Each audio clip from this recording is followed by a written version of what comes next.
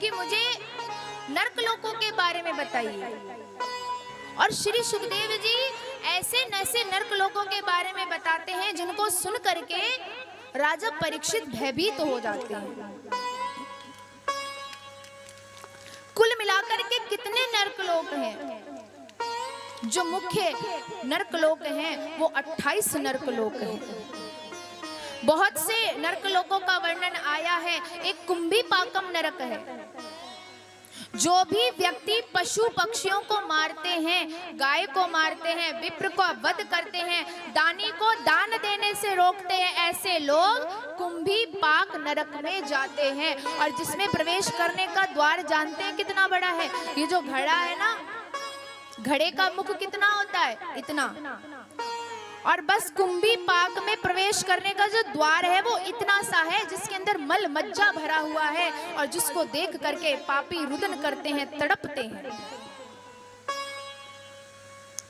ऐसे ऐसे नरक लोकों के बारे में बताया कि जिनको सुन करके राजा परीक्षित भी भयभीत हो जाते हैं, घबरा जाते हैं, डर जाते हैं।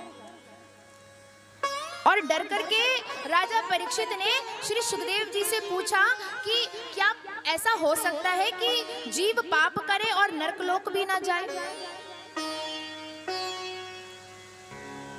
श्री सुखदेव जी कहते हैं कि राजन, यदि पाप किया है तो नरकलोक तो जाना ही पड़ेगा। यदि कुछ गलत किया है, पाप किए हैं, तो नरकलोक जाने से कोई नहीं रोक सकता, नरकलोक तो जाना ही पड़ेगा। श्री राजा परीक्षित कहते हैं, नहीं नहीं प्रभु, कुछ ना कुछ तो ऐसा, कुछ ना कुछ तो होगा जो नरकलोक जाने से बचा जा सके। श्री सुखदेव जी कहते हैं, एक रास्ता है परंतु बहुत कठिन है। बोले कौन सा रास्ता?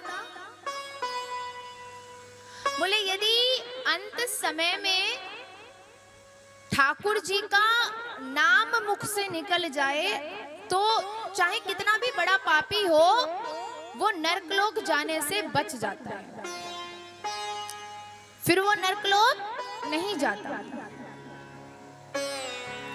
लेकिन राजा परीक्षित सुनिए, अंत समय में ऐसी पीड़ा होती है, इतना भयंकर दर्द होता है कि हमें श्री ठाकुर जी का नाम याद नहीं आता, ठाकुर जी का नाम मुख में नहीं आता। अगर कोई याद आता है तो ये परिवारजन ही याद आते हैं।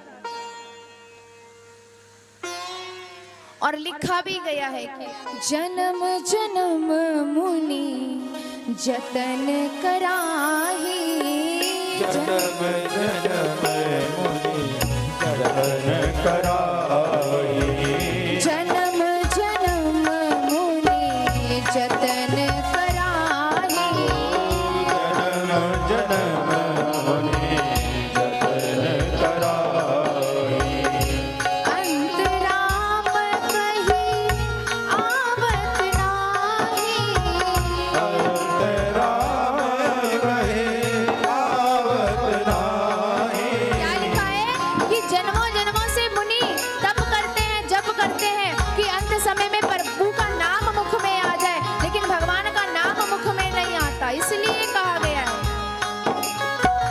जन्म जन्म मुनि जतन कराही, जन्म जन्म मुनि जतन कराही, अंतराम कही आवत नाही।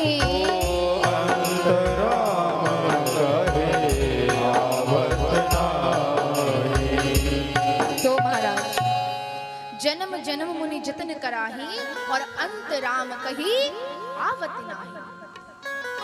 कितना भी प्रयास कर ले परंतु अंतिम समय में भगवान का नाम मुख में नहीं आता, इसलिए कहा गया है हर क्षण भगवान का नाम मुख में रखिए। श्री राजा परीक्षित सुखदेव जी से प्रश्न करते हैं कि क्या कभी ऐसा हुआ है कि किसी दुष्ट ने भगवान का अंतिम समय में नाम लिया हो और वो नरकलोक जाने से बच गया हो? राजा परीक्षित ने जब ये प्रश्न किया, श्री सुखदेव जी कहते हैं कि मैं तुम्हें इसमें एक कथा सुनाता हूँ।